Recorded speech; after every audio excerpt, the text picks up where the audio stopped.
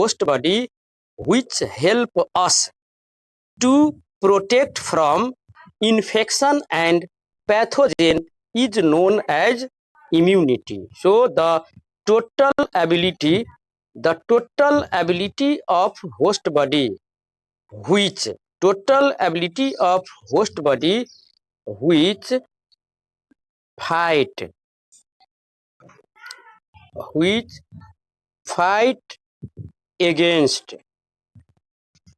which fight against pathogen fight against pathogen and protect our body which fight against pathogen and protect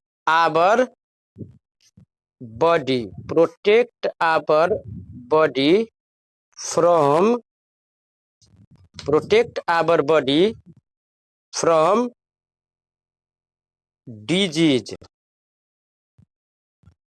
is called immunity.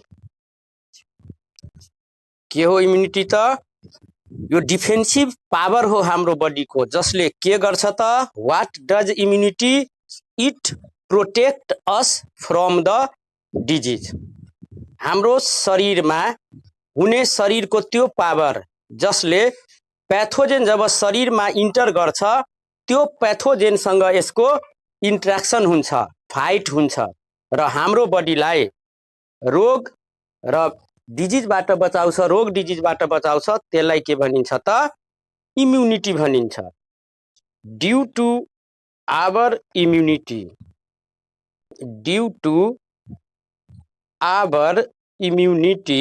we remain healthy. Why we are not always suffer from the disease? Why a host body remain healthy?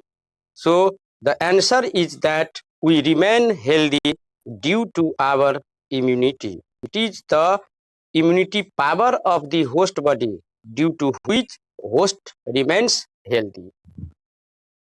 So now question arises, why disease occurs? So when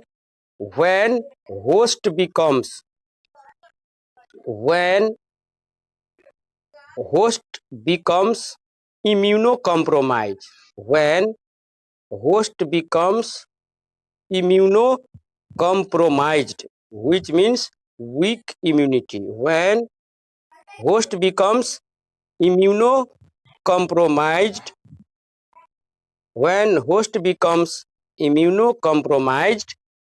acquire infection and disease.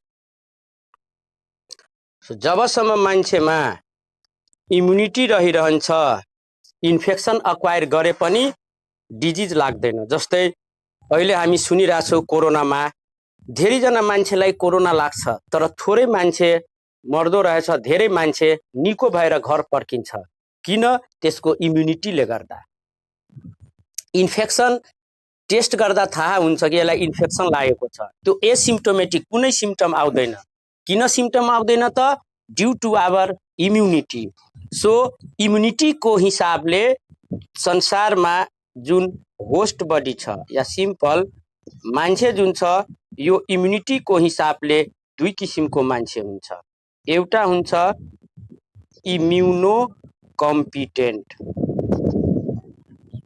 एउटा मान्छेलाई के भन्छ immunocompetent यो immunocompetent भनेको के हो त host body having high immunity so that is known as immunocompetent and host having immunocompetent is not suffer from the disease or infection so immunocompetent भनेको के त immunized body having high immunity a strong immunity immunocompetent host मा disease हुँदैन किनभने यसको strong immunity हुन्छ जस्तै young बडीहरूलाई के भनिन्छ त इम्युनोकम्पिटेन्ट भनिन्छ immunocompetent host body is known as immunocompetent in which there is high resistant power of disease but another type of host body they are known as another type of host body known as immunocompromised. Immunocompromised. One is immunocompetent and another is known as immunocompromised. Immunocompromised. Immunocompromised means host body having weak immunity. Host body having weak immunity is known as immunocompromised body, and immunocompromised body are most commonly suffer from the disease and infection. अब हाम्रै तिम्रै क्लासमा धेरैजना विद्यार्थीहरू छ, त्यसमध्ये कतिजना अलिकति पनि इन्भाइरोमेन्टल चेन्ज आयो भने त्यसलाई डिजिज हुने, रुगाखोकीहरू लाग्ने, कतिलाई लाग्दैन, या कतिपय मान्छेहरू सालमा धेरैचोटि बिरामी पर्ने, कति एक दुई दिन मात्रै बिरामी पर्ने, कोही कोही सालमा गएर पर्ने या पर्दै नपर्ने। किन त यसको मेन कारण के हो त इम्युनिटी हो। सो जबसम्म इम्युनिटी फङ्सनल हुन्छ तबसम्म मान्छेहरूप्रति बिरामी पर्दैन। यो इम्युनोकम्प्रोमाइज जुन विक इम्युनिटीको मैले कुरा गरेँ, इम्युनोकम्प्रोमाइज बडी भनेको कुन बडी हो त? इम्युनोकम्प्रोमाइज भनेको जसमा कम इम्युनिटी हुन्छ, विक इम्युनिटी हुन्छ, त्यो इम्युनोकम्प्रोमाइज हो। जस्तै इम्युनोकम्प्रोमाइज होस्टमा आउँछ इन्फेन्ट्सहरू भयो,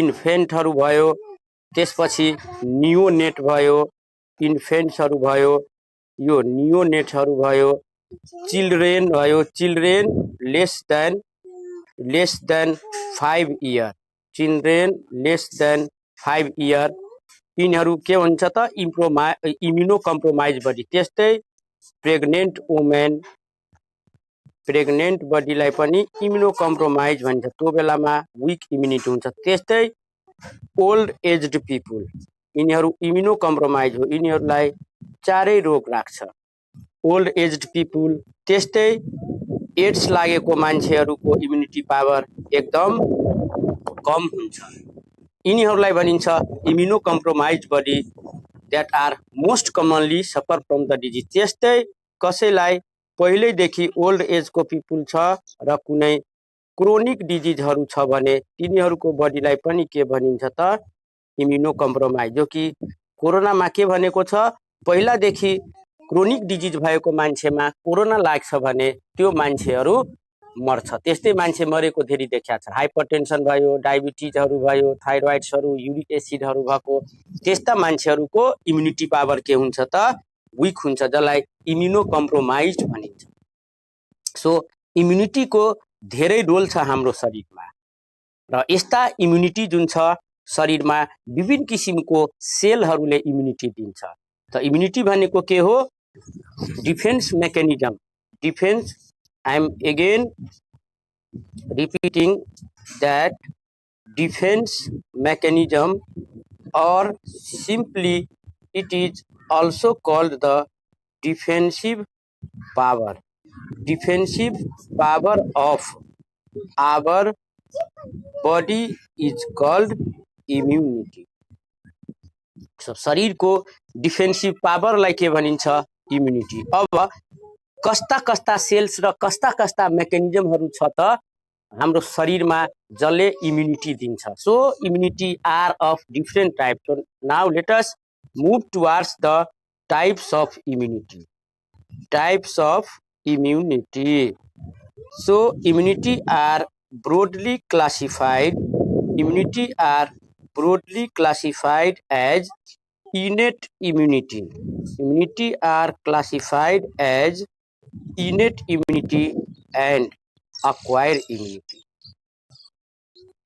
Innate and acquired, there are two types of immunity, innate immunity and acquired immunity. Innate immunity is also known as non-specific type.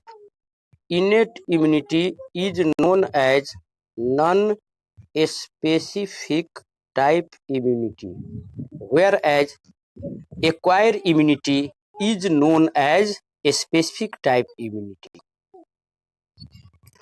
A specific type immunity, immunity दुई किसिमके हुने भयो। के हुने भयो? एउटा innate immunity अर्को के हुने भयो त एक्वायर्ड इम्युनिटी। अब इनेट इम्युनिटीमा आऊ। इनेट इम्युनिटी भनेको के? इनेट immunity, write down about innate immunity. The immunity which gain host body by birth is known as innate immunity. The immunity which gain host body by birth is known as innate immunity. By birth भनेको के? मान्छेले जन्मिँदाखेरि जन्मैदेखि प्राप्त गरेको इम्युनिटीलाई के भनिन्छ? इनेट immunity, by birth immunity. Immunity which gain our body by birth is known as innate immunity. Innate immunity is also called natural immunity. It is called natural immunity. Innate immunity is also called natural immunity. Natural immunity, or it is also known as or also called God gifted immunity. Innate immunity, those immunity which gain our body by birth from the nature or from the God, is called innate immunity. It is natural or God gifted. It is natural or God gifted. Innate immunity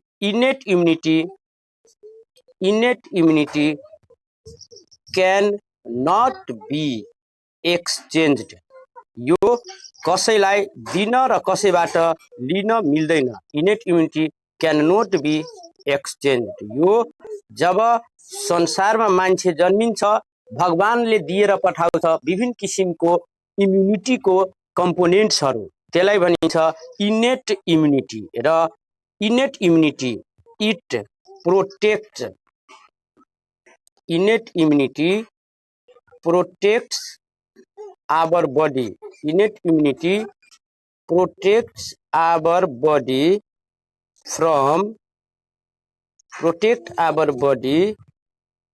from various disease and infection. एउटै डिजिजबाट नभएर विभिन्न किसिमको disease र विभिन्न किसिमको प्याथोजेनहरूबाट बचाउने भएकोले यसलाई भनिन्छ non specific type immunity. It protects our body from the various disease and pathogen, thus innate immunity called non specific immunity. यो कुनै स्पेशल ब्याक्टेरिया, भाइरस या फंगाईबाट मात्रै प्रोटेक्सन नगरेर, it provide us protection against wide range of pathogen, thus called non-specific immunity. So innate immunity, which is known as God gifted immunity, natural immunity, or it is also called non-specific immunity. Now, what are the part or component of innate immunity? So component of innate immunity, which is provided by the God or host body, acquired naturally by birth, they are first example of innate immunity. Example of innate immunity, first immunity को जुन innate immunity मा आउँछ, that is skin. Skin भनेको मान्छे जन्मैदेखि प्राप्त गरेर आउँछ। Skin हुनको लागि खोप लिनु पर्दैन, भ्याक्सिन लिनु पर्दैन। यो स्किन जन्मैदेखि आउँछ, यो गडले दिने भएकोले यो गड गिफ्टेड हो। स्किन भनेको नेचुरली बडीले प्राप्त गर्छ। र skin it is known as protective layer of body हो। It is known as protective layer or protective covering of our body. Protective layer or it is cover of our body. Skin नभएको भए हाम्रो भित्रको जति पनि अर्गनहरू छ सबै open हुन्थ्यो, हामी बाँच्नै सक्दैनथ्यो पृथ्वीमा।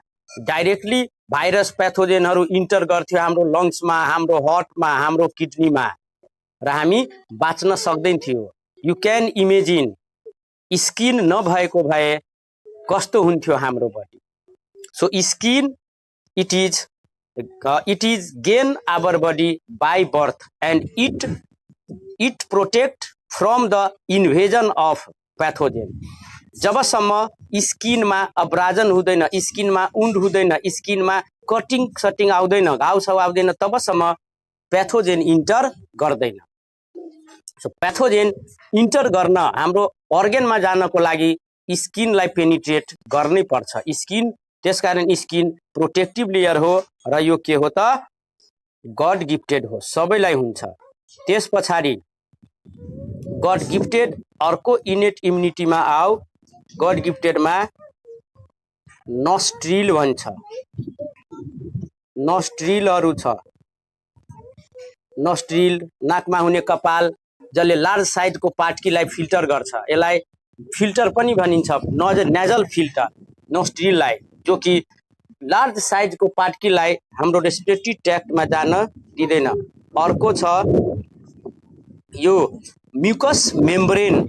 हाम्रो बडीको म्युकस मेम्ब्रेन जुन छ हाम्रो शरीरको, that mucous membrane is sticky in nature. Mucous membrane भनेको स्टिकी नेचरको हुन्छ, रफ हुन्छ र यो स्टिकी नेचर भएको कारणले गर्दा प्याथोजेनहरू जब इन्टर गर्छ, प्याथोजेन त्यहाँ बाइन्ड गर्छ र बाइन्ड गरेर त्यसलाई फेगोसाइटिक सेलहरूले खाइदिन्छ. त्यस्तै अरू मेकानिजमहरू जस्तै इनेटमै आउने चिजहरू छ. हाम्रो स्टमकमा HCl छ, HCl इन स्टमक, यो सबैको हुन्छ, जन्मैदेखि हुन्छ. HCl इन स्टमक, यसको के रोल छ भन्या होला. त्यस पछाडि अरू पनि छ, जस्तै मेकानिजमहरू कफिङहरू, सिनिजिङहरू, यो सब हुँदाखेरि के हुन्छ त, कफिङ सिनिजिङबाट हाम्रो शरीरमा अड्केको प्याथोजेनहरू बाहिर सेडिङ हुन्छ या बाहिर रिलिज हुन्छ. कफिङ, सिनिजिङ, यो सब डिफेन्स मेकानिजममा आउने चिजहरू हो र यिनीहरू के हो त, सबै गड गिफ्टेड हो, इनेटमा आउँछ. यिनीहरू भगवानले दिएको यो मेकानिजमहरू छ. यस्ता धेरै मेकानिजमहरू हाम्रो शरीरमा छ. त्यो बाहेक अरू तिमीले पढ्या होला, फेगोसाइटोसिस. फेगोसाइटोसिस जो हाम्रो शरीरमा WBC को सेलले गर्छ. स्पेसियली कुन सेलले गर्छ त, WBC को न्युट्रोफिलहरूले गर्छ. न्युट्रोफिल र मोनोसाइटहरूले. न्युट्रोफिल र मोनोसाइट हेमाटोलोजीमा यो पढ्छौ डिटेलमा. न्युट्रोफिल र होमोसाइट, यो के भन्छ, मोनोसाइट, जसलाई WBC लाई हाम्रो शरीरको डिफेन्स आर्मी भन्छ. त WBC धेरै किसिमको हुन्छ. ग्रानुलोसाइट, ए ग्रानुलोसाइटमा आउँछ के त, मोनोसाइट. त्यसपछि आउँछ यो बेजोफिल, मोनोसाइट र लिम्फोसाइट. त्यसपछि यतातिर ग्रानुलोसाइटमा आउँछ इस्नोफिल, बेजोफिल र न्युट्रोफिल.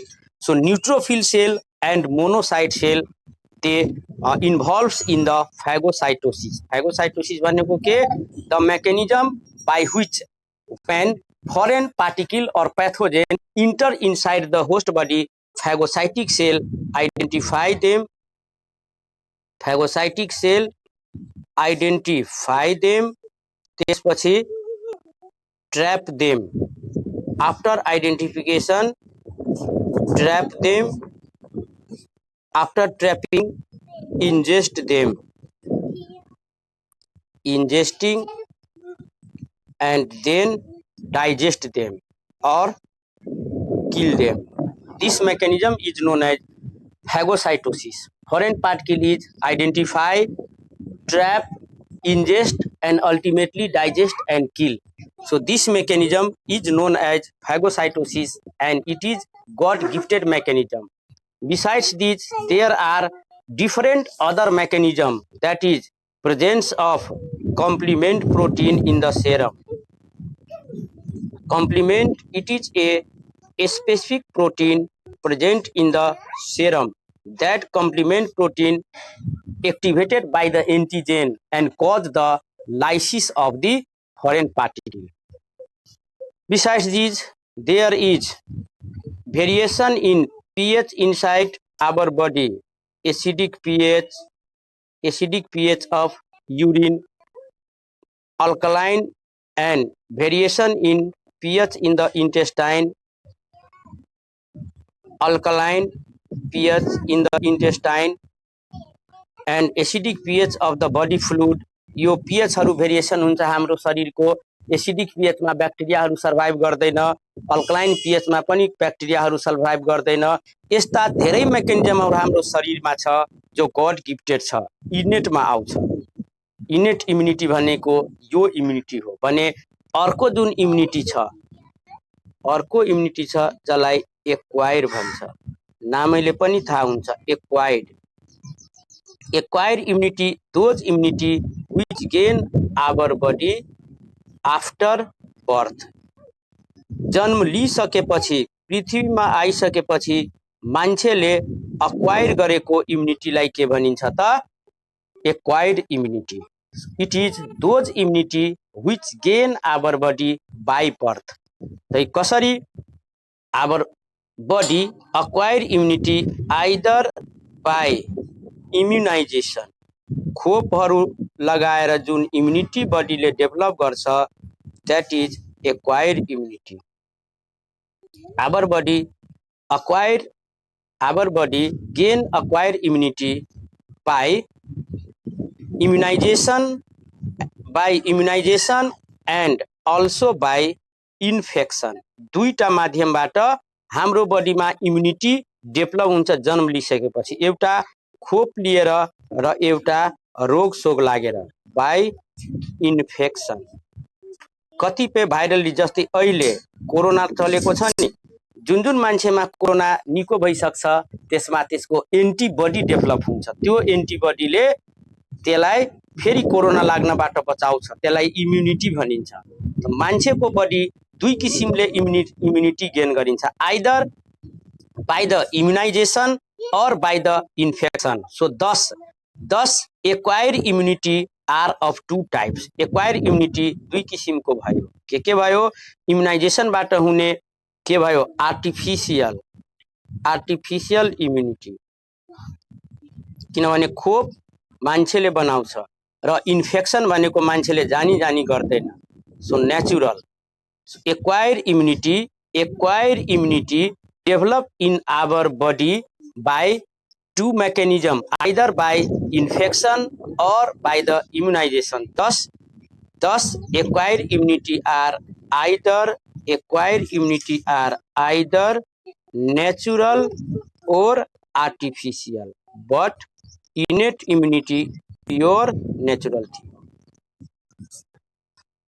नेचुरल र आर्टिफिशियल दुईटै हुन्छ यो, both natural and artificial. Acquired immunity, but इनेट immunity 100% natural. त्यो गॉड गिफ्टेड थियो, यो गॉड गिफ्टेड पनि हुन्छ र आर्टिफिशियल पनि हुन्छ। त्यसपछि अर्को it is a specific type immunity हो। जुन जुन डिजिजको खोप लिएको हुन्छ त्यसैबाट जोगाउँछ, त्यसकारण भनेको छ स्पेसिफिक इम्युनिटी हो यो एक्वायर्ड इम्युनिटी। जस्तै अहिले कसैमा कोरोनाको खोप छैन भने त्यसले कोरोनाबाट त्यसलाई बचाउँदैन, कसैले हेपाटाइटिसको खोप लिएको छैन भने त्यसलाई हेपाटाइटिसबाट बचाउँदैन। जे को खोप लिएको हुन्छ त्यसैबाट जोगाउन सक्ने भएकोले यसलाई स्पेसिफिक टाइपमा राखिएको छ, जबकि इनेट भनेको नन स्पेसिफिक टाइप हो। र अर्को कुरो, यो इम्युनिटी जुन छ, यो इम्युनिटी इट इज सेलुलर र हिमोरल दुई किसिमको हुन्छ। पछि हामी पढ्छौँ त specific immunity, it is specific immunity र and it is of write down acquired immunity are further classified as active immunity and passive immunity। Active र पैसिभ दुई किसिमको हुन्छ एक्वायर्ड इम्युनिटी। एक्टिभमा पनि फेरि दुईटा हुन्छ, एक्टिभमा फेरि दुईटा के एउटा नेचुरल र एउटा आर्टिफिशियल। पैसिभमा पनि दुईटा हुन्छ, एउटा नेचुरल र एउटा आर्टिफिसियल। यो सम्म कम्प्लिट गर्ने म फेरि भनिरहेको छु। Acquire immunity are of two types. के छ त? एउटा छ एक्टिभ एक्वायर इम्युनिटी र अर्को छ पैसिभ एक्वायर इम्युनिटी। अब यो एक्टिभ र पैसिभ के हो भोलिको क्लासमा डिस्कस गरौँला। एक्टिभमा पनि दुईटा हुन्छ फेरि, कुन कुन? नेचुरल एक्टिभ र आर्टिफिसियल एक्टिभ। नेचुरल एक्टिभ र आर्टिफिसियल एक्टिभ। त्यस्तै पैसिभमा पनि हुन्छ नेचुरल पैसिभ, पैसिभमा पनि नेचुरल पैसिभ र आर्टिफिसियल पैसिभ। यसरी इम्युनिटीको क्लासिफाई गरेको छ। म फेरि सुरुदेखि भन्न गइरहेको छु। Immunity are classified into two types. They are innate immunity and acquired immunity. Innate immunity are God gifted immunity which gain our body by birth, whereas acquired immunity is those immunity which gain our body after birth, either by vaccination or by infection. Innate immunity, there are different components of innate immunity, and acquired immunity which gain our body after birth is further classified into active acquired immunity and passive acquired immunity. Active acquired immunity further classified or subdivided into natural active and artificial active. Similarly, passively acquired immunity are also classified as natural passive and artificial passive. Now, what is active